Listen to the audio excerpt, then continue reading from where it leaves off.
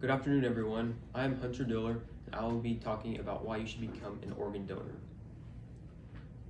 There is a critical organ shortage in our country, and more people need to register as organ donors right now, or else it can lead to some pretty nasty effects.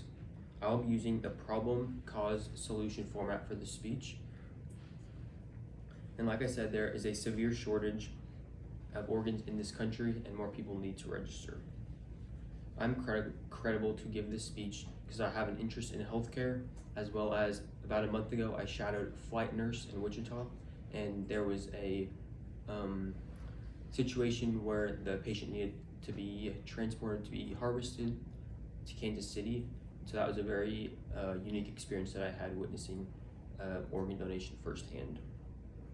So I want you to take a moment and think about laying in a hospital bed somewhere, probably in Kansas City. That's where the nearest organ network is, waiting for somebody to die who would be a match for you to get their heart, which it's a sad situation for their family, but a very happy and celebratory moment for you and your family.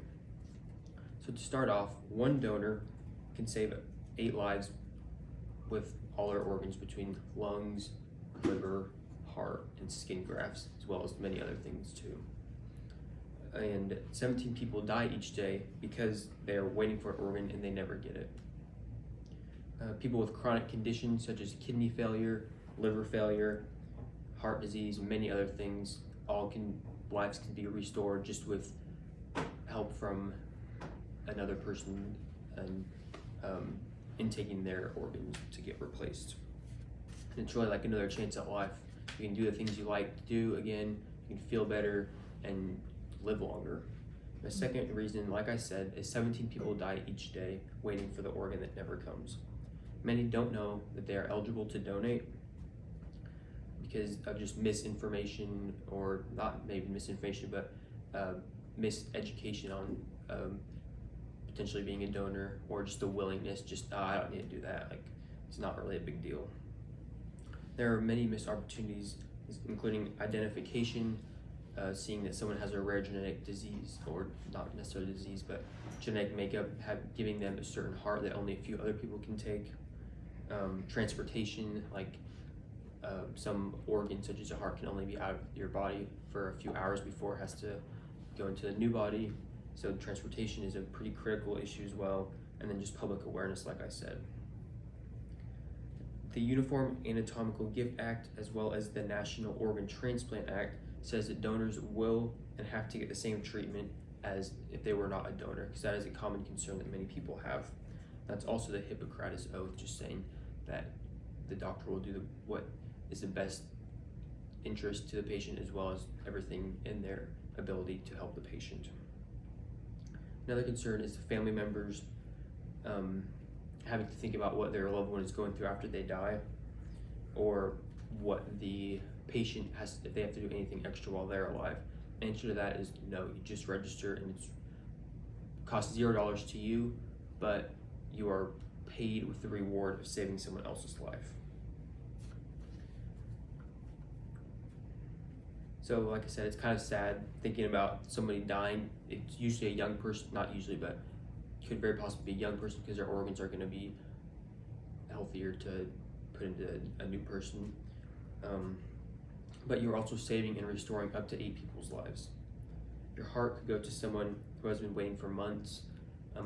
There's many stories of people just waiting in their hospital room until a donor is identified and then is able to be harvested to then get that new heart. And that is also, that's why 17 people die each day, just because there's more need than organs available. To add, your family cannot take away your wish after you die. If you register as a donor at age 20 and you die in 50 years, your family can't, if they don't want you to go through that, they don't have an issue, but they can make you a donor after you die if you were not already registered. And you can still have an open casket funeral. You cannot tell, like, they do a good job of making sure you still look like you did. So if they would graft your eyes, then your eyes would obviously be shut, or your other scars would be covered up. So that is also not something to worry about. You can also be a living donor, which is donating your organs while you're alive. This is mainly for things such as part of your liver, one of your kidneys, or for females with their uterus if they are done having kids. And that is another way to give back while you are still alive. I believe this is something to consider because anyone can benefit, and you never know when you will be the one who will benefit from this. Because usually people don't plan on having failure of a vital organ, and that one person can just save their life. I believe people are more informed of being an organ donor, more aware of the critical shortage. We will see a turnaround in the deaths and also the issue that's going on right now. So I believe everyone should go to the DMV and just add the little star to your license. It takes no work other than signing a paper, and then you are forever in the national database. Thank you for listening today, and I hope everyone can take away something from this speech, and because it could just be a life or death decision. Thank you.